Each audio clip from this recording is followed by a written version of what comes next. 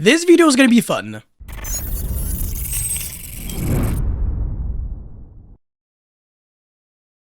So today I will be trying to discuss which one you should be trying to play between meta and rogue deck, which one's the most viable, the most budget friendly, and the most appealing as well. Of course though, before this video starts, let me introduce you to these two beautiful buttons. They're called like and subscribe. Do me a favor and smash them for me please. And as a reward, here is a picture of a pancake.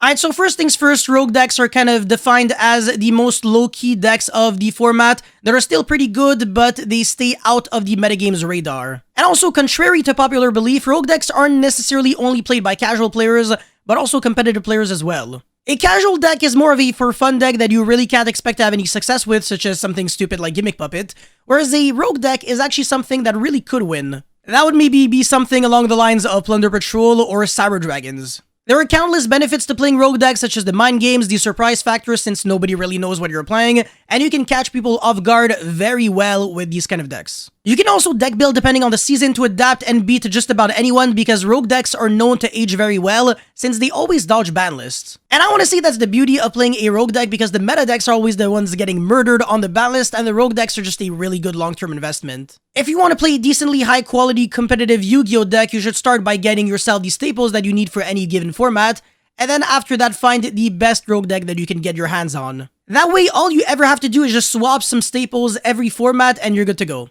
And one thing that I've realized over time is that regardless of how talented a pro player might be, he's still bound to misplay against rogue decks because he never really gets any practice in against those obscure decks. Of course though, that is assuming that you know how to play your deck to perfection and also your opponent's deck to perfection. The one drawback, unfortunately, that rogue decks have a tendency to have is that they always suffer in one department, such as consistency or like power or snowball ability. Snowball ability, bro, that was awful.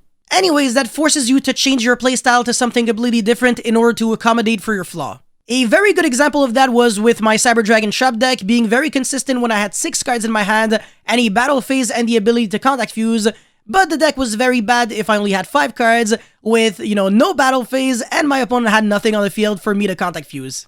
Therefore, I had absolutely no choice but to build my deck as a going second deck because going first I would be under way too much pressure. A golden rule with Yu-Gi-Oh! Is knowing that you can really never go first with any deck if it doesn't have the ability to snowball, which means being able to set up so that your turn 3 is insane. If your deck is incapable of exponentially developing its resources, it absolutely has no other choice but to go second and win by something like beatdown. Again, another good reason why decks like Mech Knights and Grand Maju are great going second decks, but really don't do much going first.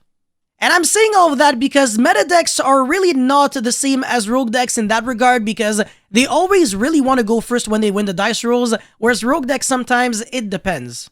The only exception with a recent meta deck that really wanted to go second when he won the dice roll was Sky Striker. But yeah, to sum it up, I want to say rogue decks have a tendency to be more fun because they're less popular and more customizable. But unfortunately, sometimes they do have to rely on non-engine cards to have a chance against the top tier decks. I'm not gonna bother defining what a meta deck really is because I think everybody knows that, but I will say one thing that is interesting. Certain decks sometimes are considered rogue not because of their weak power level or anything, but rather only because of their popularity. And then as soon as they start getting viral, everybody calls them meta and you become a meta sheep for playing that deck. Therefore, it would be pretty accurate to say that above all else, a meta deck is a popular deck.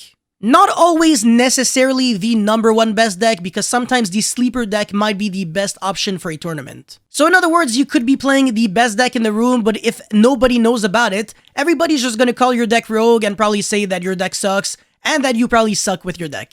And then you're gonna win the event and everybody's gonna apologize and say that you were right all along. It's always the same thing every time. A good example of that was with Rika when it was won by Marcus Patel. Nobody knew what Rika did before he won, and then after he won, all of a sudden the deck was officially considered tier 1. But yeah, honestly, if there is one advice that I can give you guys, just play the deck that you want to play, that you're comfortable with, that you actually know for a fact you can play correctly. You don't need social acceptance to play this game. If people tell you that your rogue deck sucks and that you keep beating the meta, just go for it, man, run it! Just remember that the more popular your deck is, the more likely it is to get hit by a ban list, and therefore, it becomes a worse investment. Anyways, that's pretty much all I had to say for this video. Thank you guys so much for watching. Don't forget to like and subscribe, and I'll see you guys very soon. Peace.